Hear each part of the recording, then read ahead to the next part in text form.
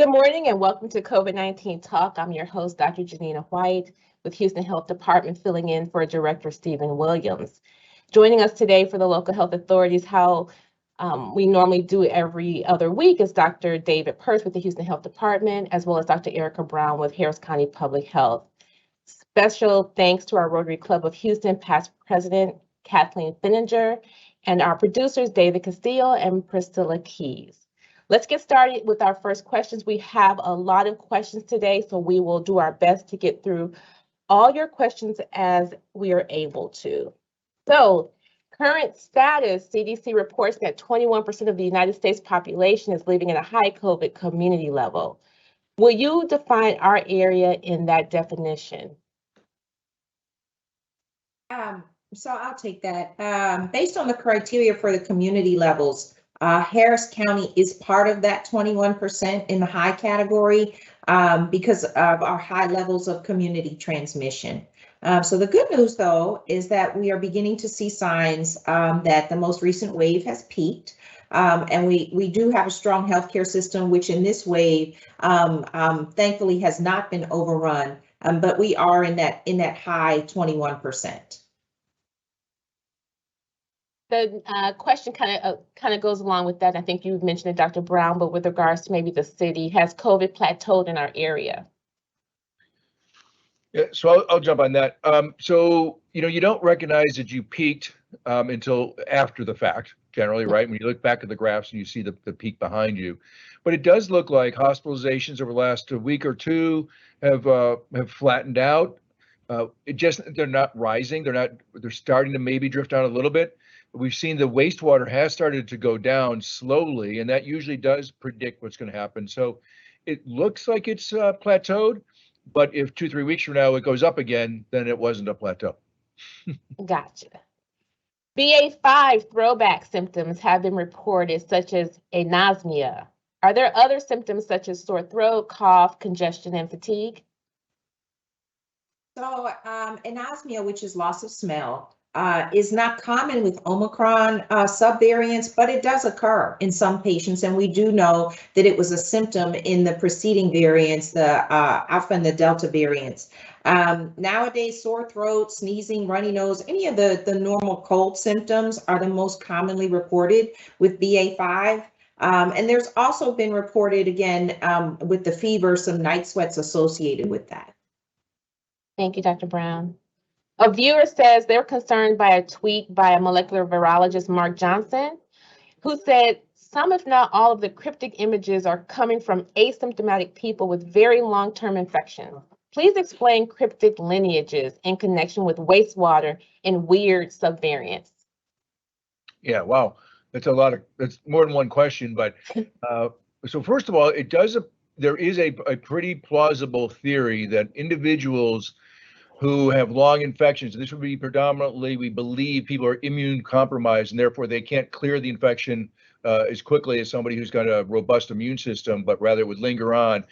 Remember, every time that the virus replicates, there's another opportunity for a mutation to occur. And so there is a theory that we're seeing the mutations and these cryptic lineages, as the questioner puts it, maybe coming from people who are having long illnesses because their immune systems are compromised, they're just not clearing it.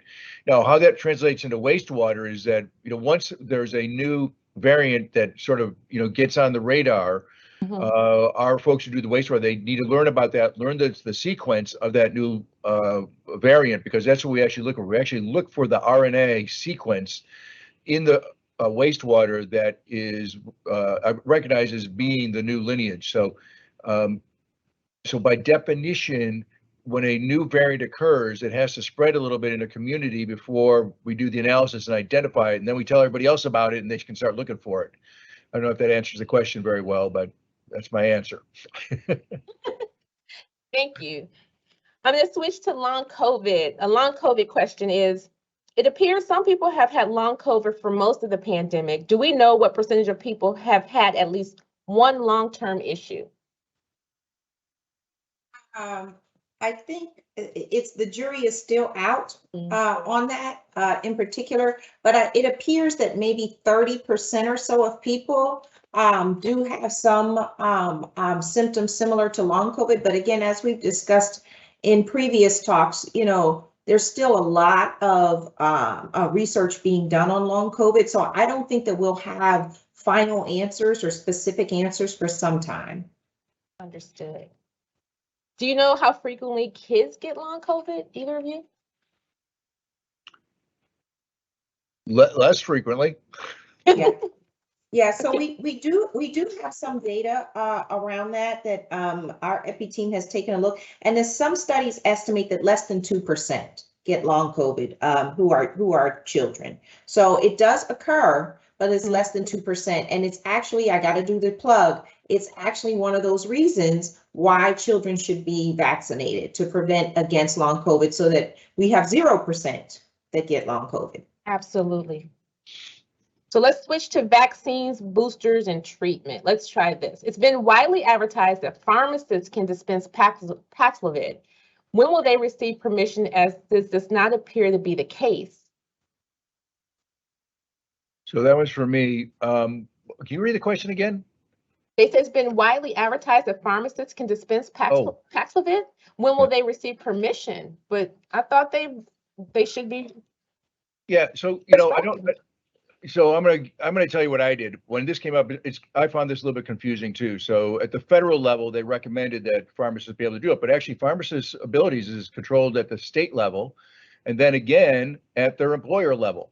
So we're in my world. I got a couple pharmacists in my neighborhood, and I asked them, and in most of them, their employer had not authorized them to give it yet. It sounds like there's two different reasons were given, and I'm just getting this from Joe the pharmacist. One was that their employer was concerned because there's a lot of contraindications, and they're concerned that the pharmacists haven't been adequately trained in recognizing the contraindications to give it yet. And then in the other one, it just said that, again, it's because it takes quite a bit of training. They hadn't gotten to the point where they had trained their pharmacists yet. So I don't know specifically if Texas has been thumbs up or thumbs down on it, but I suspect it's thumbs up. But I don't specifically know where the Texas Board of Pharmacy is on that. Understood. There's a comment that Paxlovid reinfection is about 40% and not 2% as has been reported. So somewhere they saw a discrepancy in the percent.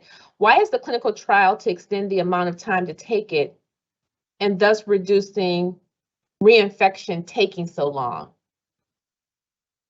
Yeah, so again, it's really a safety issue, right? The studies take a long time because you need a cohort, you need a diverse population of people to see how it affects different people. And then the reality is you need time to study the effects.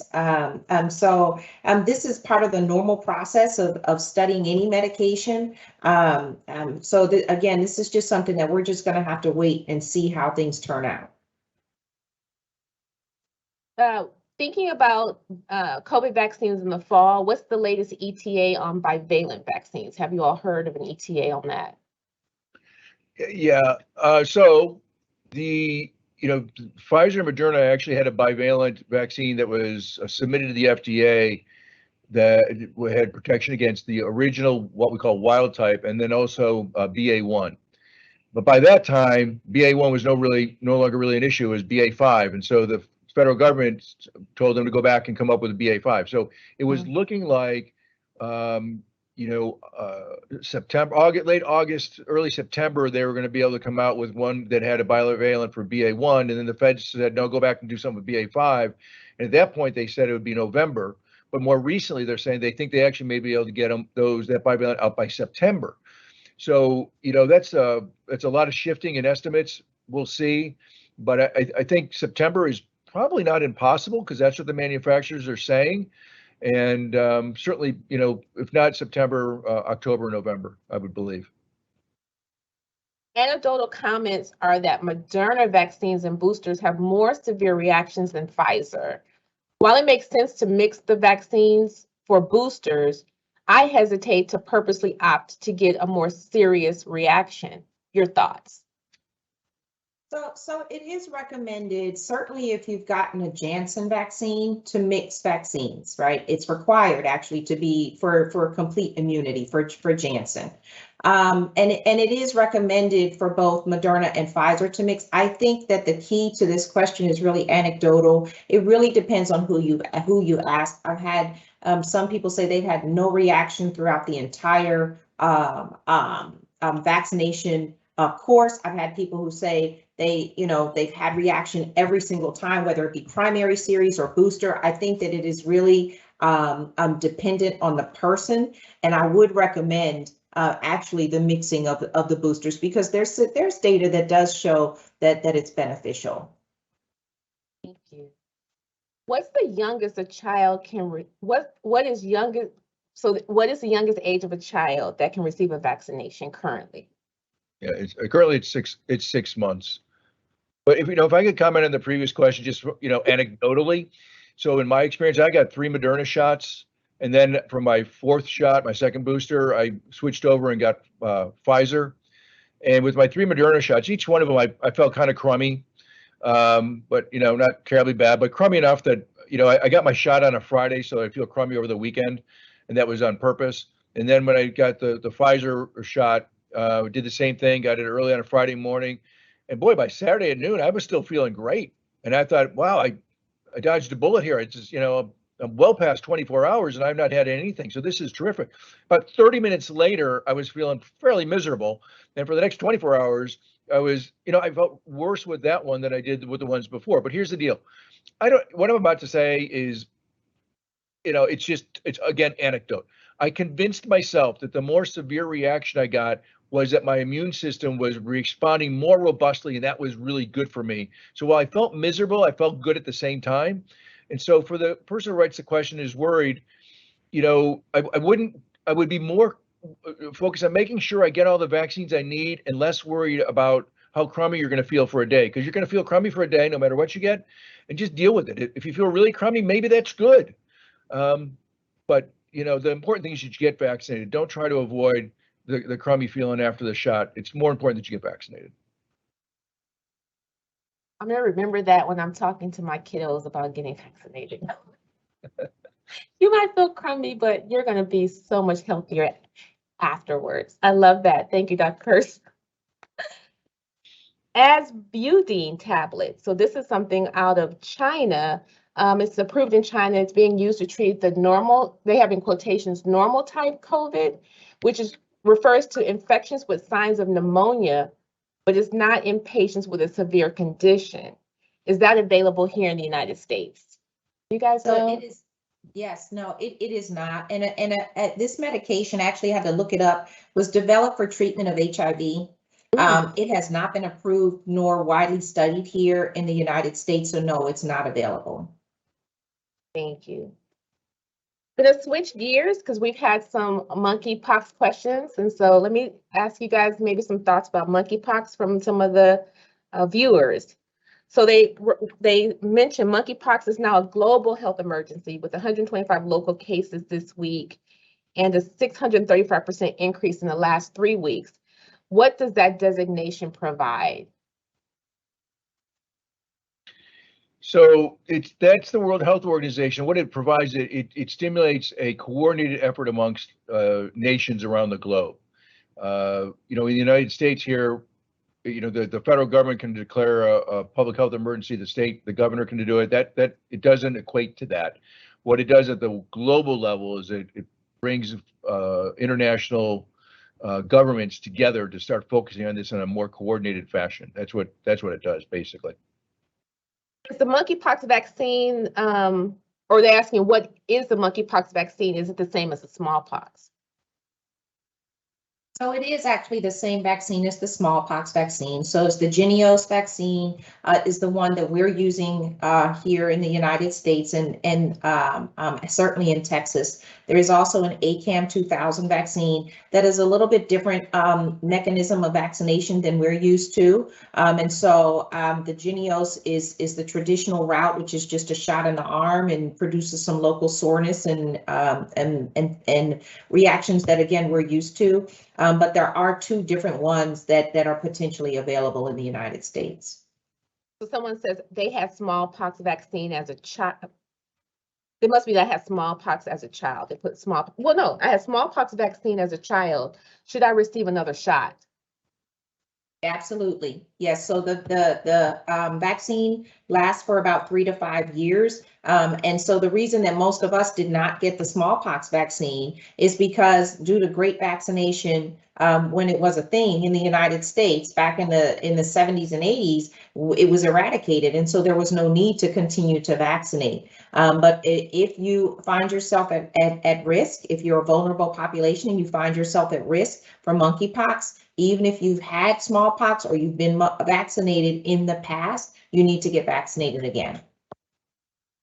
Now, there's a question about, and maybe both of you can take a piece of it, a little bit about vaccine distribution in the Harris County jurisdiction, and sort of what we're seeing with monkeypox in our region, basically. So we're shifting to monkeypox vaccine now, right? Well, the vaccine and kind of efforts around how we're handling vaccination distribution. Okay, so I'll take the first stab at this. And I like to do some of my back of the napkin math on this. So in the city of Houston, and the numbers are different for Harris County, but I think the percentage wound up being about the same. So the city of Houston's population is 2.3 million. If you look, and so what we're seeing with monkeypox is predominantly being spread right now in the men who have sex with men community.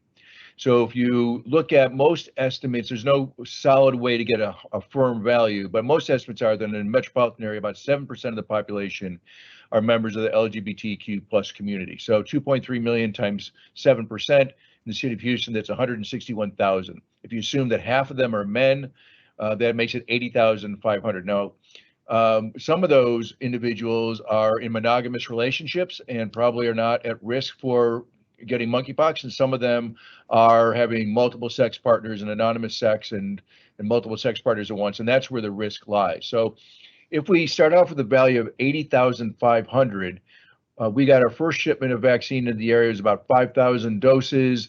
We split that with Harris County and with some other providers, and we've now just a couple of days ago got our second shipment, which is about 6,700 doses. So put those two of those together. Let's round that up, and we'll say it's about 12,000 doses. And since it's a 2-dose course, that means we've only got enough for 6,000 people, and with potentially 80,500 folks available, and we've only got 6,000 courses at this point, we don't have nearly enough to protect.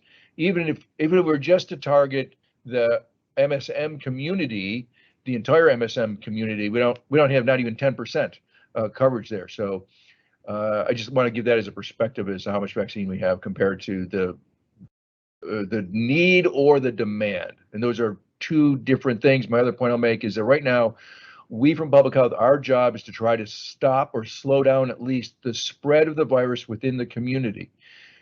So that's why we're trying to target the people we think are having multiple sex partners in the MSM community. We recognize and appreciate people, a different set of people may be at greater risk should they become infected. And some, in particular, I'm talking about people who've got immune system problems.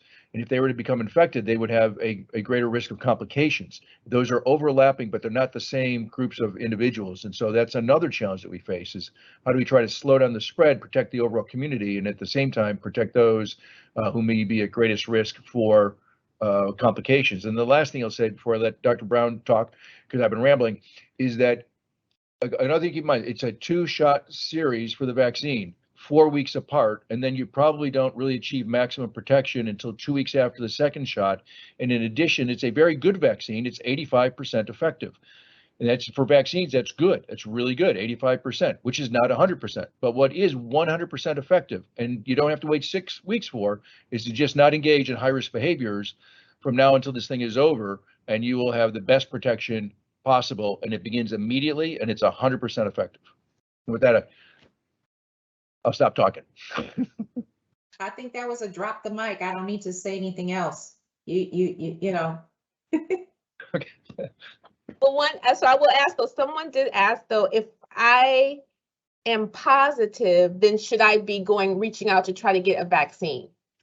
Yeah, so this is a great question, and we're continuing to educate. If you have monkeypox, you are not eligible for vaccination. At that point, your natural immunity, as from what we know today, your natural immunity will protect you. So no, if you have monkeypox, you do need to isolate until the rash is completely healed, meaning there is a new layer of skin. There's no scabs, there's no sores, there's a completely new layer of skin. You should isolate and make sure that you keep those areas covered because, again, it is transmitted through direct contact.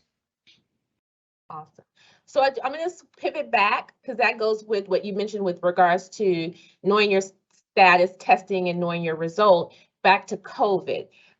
Before we close out, we have about 6 or so more questions, so I think we can get through them all. But back to COVID, someone's asking then, when they test with an antigen test, should they isolate until their antigen test completely is negative? Go ahead, David. Oh, I was going to say, so the CDC isn't recommending that you continue to test like that. And the reason is that there are some people who will continue to test positive, even though they're past the clinical illness. And most importantly, they're past the likelihood of being able to spread it. So if you continue to test, you may continue to test positive and isolate yourself, which everybody would appreciate, but it might be unnecessary.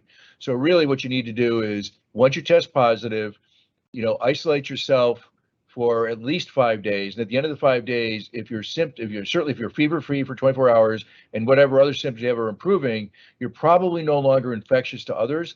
But if at 5 days, if you're still feeling crummy and you still have symptoms, stretch it out to 10 days. And basically the 10 days, ask yourself the same questions.